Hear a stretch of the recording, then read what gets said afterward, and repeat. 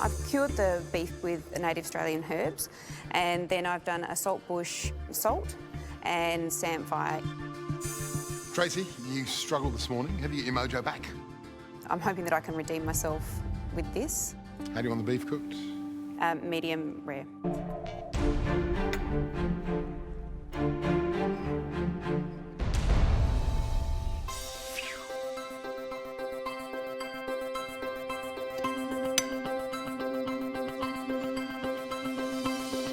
You've definitely redeemed yourself this morning. It works, really works. Thank you. Only thing, it's quite salty.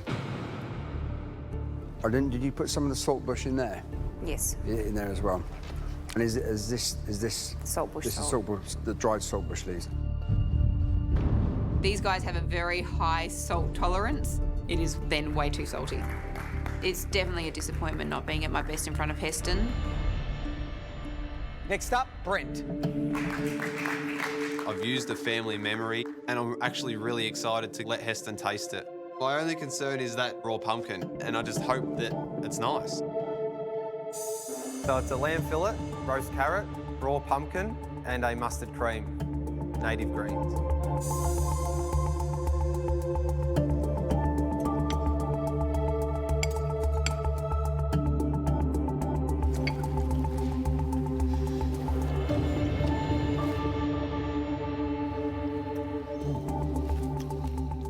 Oh, it's like all the ingredients seem to do this. It's a very delicate dish, but it also feels like it's wrapped in a warm blanket. The lamb is nice and moist, the pumpkin's yum. The texture's perfect. It's perfect. It's wonderful. That's a great dish. Thank you. Just reiterating the 3 criteria. Creativity, it's there. Local, native produce, it's there. The third thing, you think, OK, how does this bring family together? It's warm, it's comforting, you feel like you still had this sort of family roast. And finally, has it inspired me? Yes. Thank you. Thank you. Well done, Brent. Thank you. To have a cook like that for Heston it's perfect. I mean, I impressed Heston. This is the best cook I've had in the whole competition, and what a day to do it. Jamie. I have one of the best sauces I've ever made in my life, and I've forgotten it.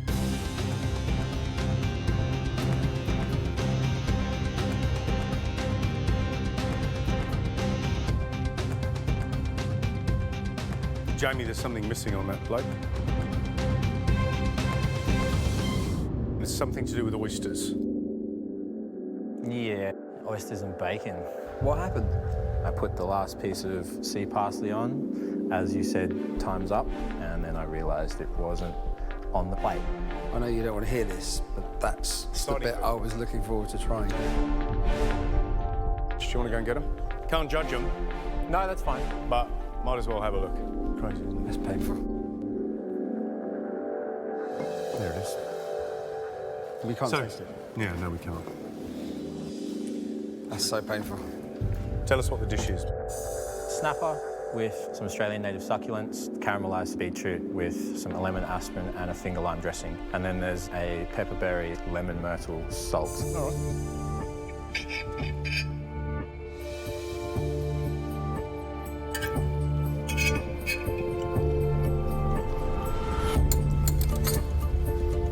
That's a nice little dish. You've got a little burst of acidity of lemon myrtle. Cook the fish really well. Love those little peas, the succulents, which give it salt. But there's just something that needs to tie it all together. A delicate little oyster vinaigrette. Yeah, it's a crying shame. It's a Now- nice textural contrast as well. good. You know, because you've got a bit of crunch, you've got a bit of salty crunch. So there's some lovely elements on there. And, you know, even if you drizzled that with an oil, you'd have a great dish. To hear that the element that you made that didn't make the plate is what could make it better is heartbreaking. That's the thing the dish needed. Next up is Emilia.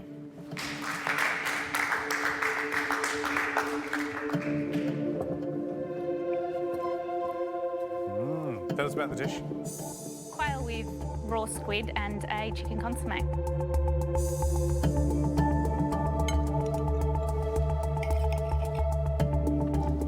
How does that look? Quail's good. Yeah. It's a very delicate dish, and the consomme's clear, there's no doubt about it. It's got good flavour, but it's not got great flavour. The consomme itself is well-rounded. You've kind of created a good base with which to build on. It's still a nice dish. Is that the calamari? Yeah.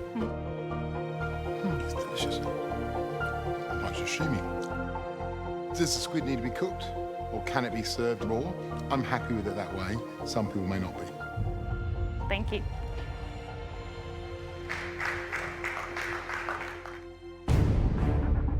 Ben. Walking up to have my dish tasted, I'm a bit worried because I think the flavours are really intense and it's not the dish I had planned. I'm worried that it's just going to be way out of balance and I'll be in the bottom. So I'm not confident at all. The dish is salt and pepper snapper with a mustard emulsion and charred cucumber. We've got red wine, we've got Vegemite, we've got some very crispy saltbush there, and then you got that delicate little fillet of snapper in the middle. Is it going to get drowned by the flavours, Ben?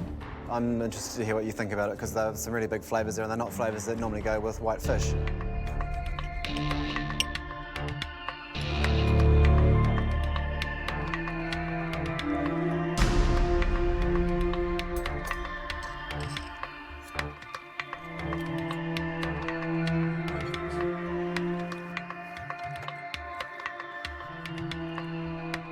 This cucumber, the texture of this is beautiful. I just need more reduction of red wine and Vegemite. Yeah. I love it. Absolutely love it. You get a little bit of texture from the saltbush, and that red wine and Vegemite sauce, it's the kind of the loud guy in the corner. That's delicious. Thank you. Thanks, man.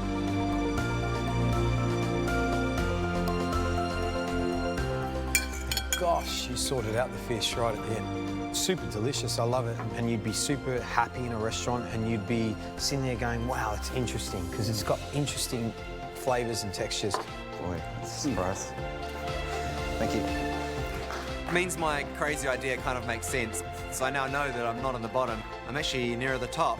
And it's a huge relief to me. But I think it goes to show if you're trying things and trying to make things interesting, you get reward for it. We've got tough decisions to work out. Who gets the advantage tomorrow and who does take that long walk up those stairs. We'll be back in a minute. Wow, what a day it's been. An invention test where you had to use Australian produce, capture family, and of course, creativity. We're looking for one winner who will get an advantage going into tomorrow's challenge. But on the flip side of that, we're looking for who's going to go through to the elimination at the end of the week. Well, that was an absolutely fascinating cook. There were two dishes that really stood out. If I call your name, please step forward. First up, Brent. I think this is the best dish I've put up in the competition. And to have a cook like that for Heston, that's perfect. It fell into place perfectly. We loved your dish because you managed to capture the honesty of a home-cooked lamb dinner, but making it look super modern. So well done. Great cooking. Thanks. The other person joining Brent in the top two is someone who I think did 3 times more work than anyone else, and that's Ben.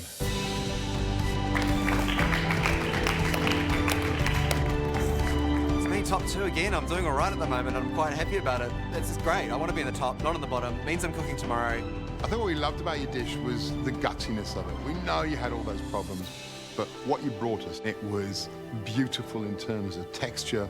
We love this idea of bringing Vegemite along with those native herbs. Well done. Thanks. But only one of you can win, and that winner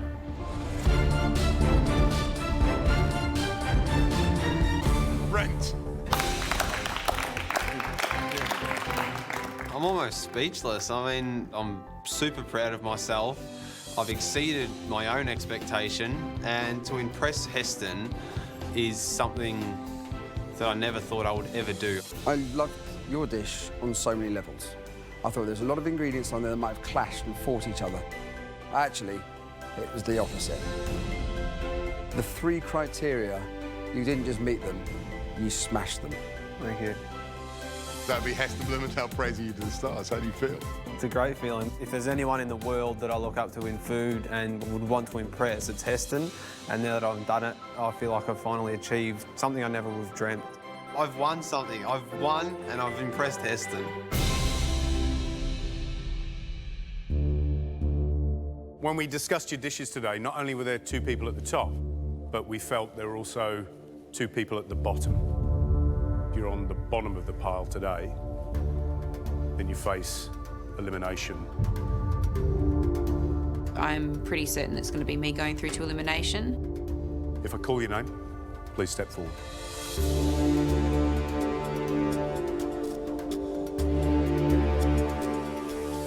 Amy.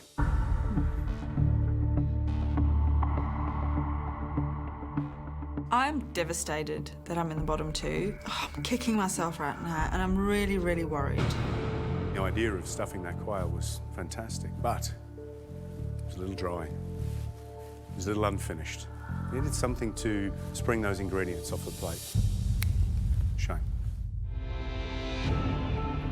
Tracy. I think you knew that it wasn't as good as you hoped when you put that in front of us. It was very salty. And to be honest, it was a little ordinary.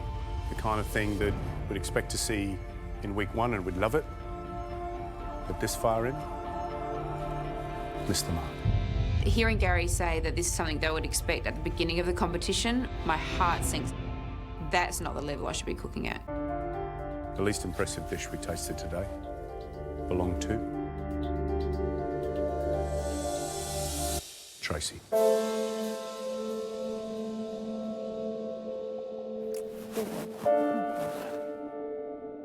Tracy, I'm sorry, that means for you, you're going to face elimination at the end of the week.